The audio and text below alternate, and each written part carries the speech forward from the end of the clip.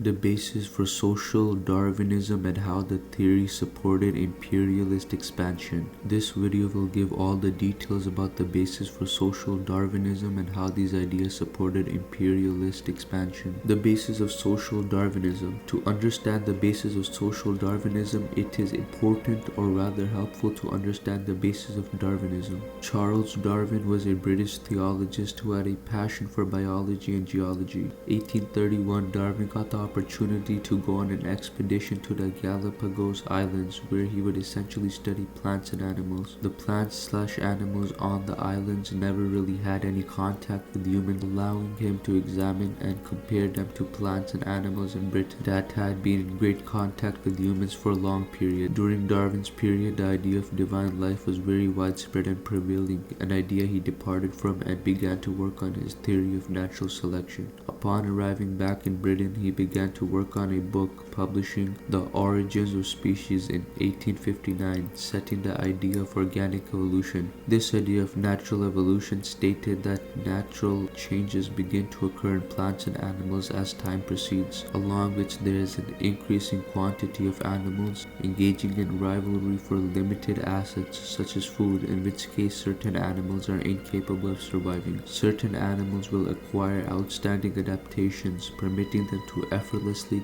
competently, and aggressively get the resources necessary for survival, such as food. Animals that fail to develop this type of adaptation will eventually go extinct because of a lack of resources, and those who do manage to develop these abilities will pass these genes down to the next generations, who will continue to have these abilities. This process is called evolution and is capable of producing distinct species over a long period time frame that have a different set of abilities from the species they originally came from. This process's implication was that only the fittest could survive, and it was purely based on natural selection. In 1871, Darwin published another book, The Descent of Man and Selection in Relation to Sex. In the book, he explained how all creatures, including man, come from an ancient common ancestor, which struck Christian belief, as it stated that man was the center of creation and had a special position in the universe directly given to him by God, but was now portrayed as a species of animal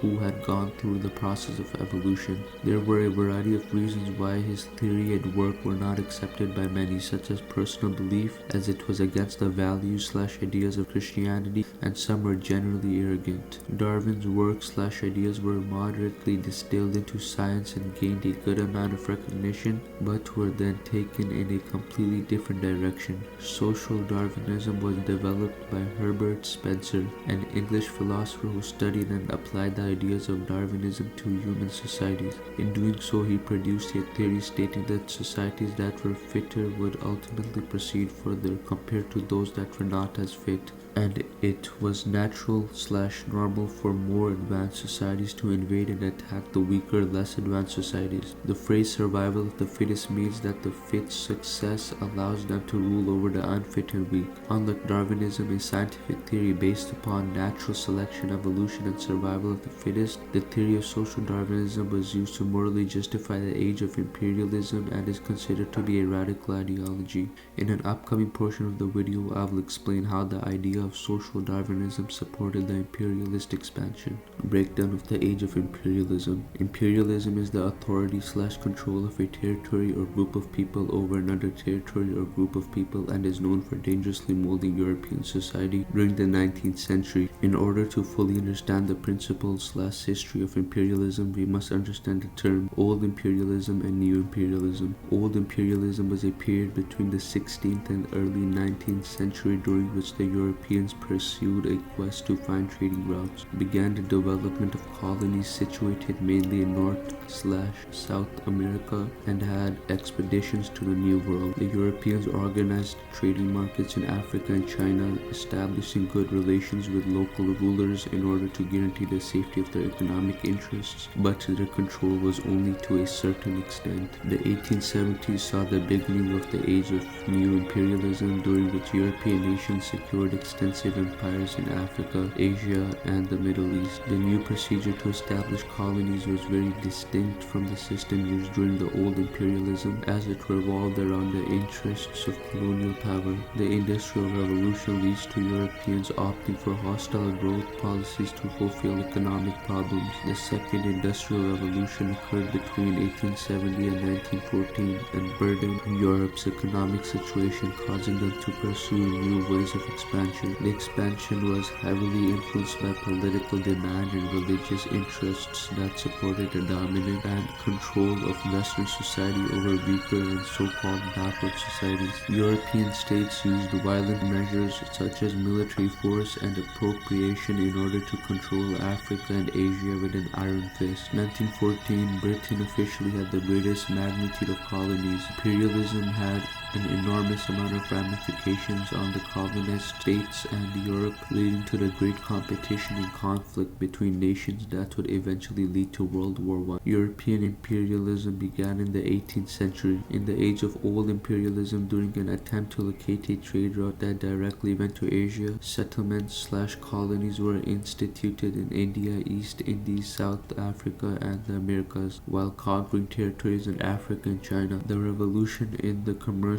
sector led to the urges of raw materials and funds in Europe. Imperial beliefs were maintained. There were personal motives of Europeans maintaining the idea that colonies could be assets and could generate capital. The desire/popularity of colonialism started to fade away in the early 19th century. Wars, industrialization, and political problems drained European nations, and the costs of maintaining the colonies exceeded the value/benefits. This all changed in the Victorian era, occurring between 1837 and 1901, during which Britain was in charge of supplying approximately 25% of the world's industrial goods. Napoleon's plans in the industry and funding of large ventures encouraged wealth. Industrial revolution caused the European states to once again go back to hostile growth overseas. The age of neo-imperialism occurred between the 18th and early 19th century, in which European states chased a blueprint of imperialism known today as neo-imperialism.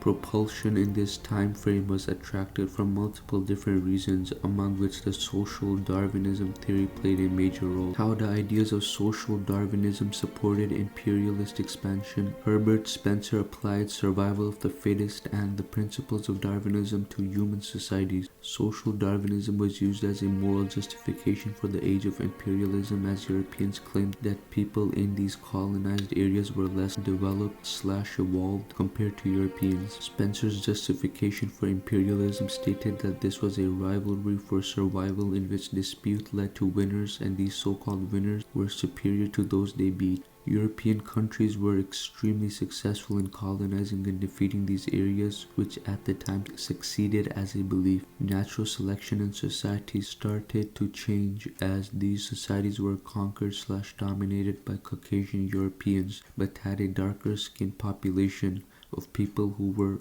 of non-European descent. This generated a tendency that convinced people of the idea that people with lighter skin were more evolved than those who had darker skin, or in other words, the defeat of darker skinned people was justified as the genocide of weak races was just another one of nature's laws. The theory also motivated and was used by fascist governments and tyrants such as Adolf Hitler as justification for the genocide of non-Aryans in Germany. Overall, the theory of social Darwinism is a discredited and generally considered racist ideology that caused millions of deaths and an unjustifiable amount of suffering during the imperial expansion. Overall, this video's main focus was to understand the details about the basis for social Darwinism and how these ideas supported the imperialist expansion in detail. To paint a picture in the mind of the viewer, helping him better understand the history. My script and bibliography are attached to the other document. Thank you for listening to my presentation.